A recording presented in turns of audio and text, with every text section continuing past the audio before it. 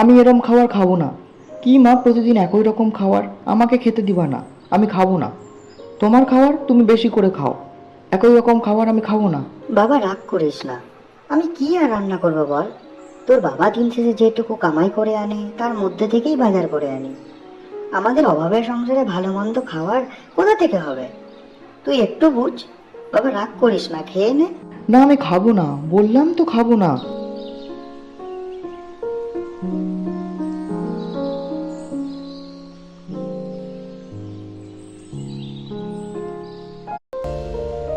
কুলফি নেবেন? কুলফি?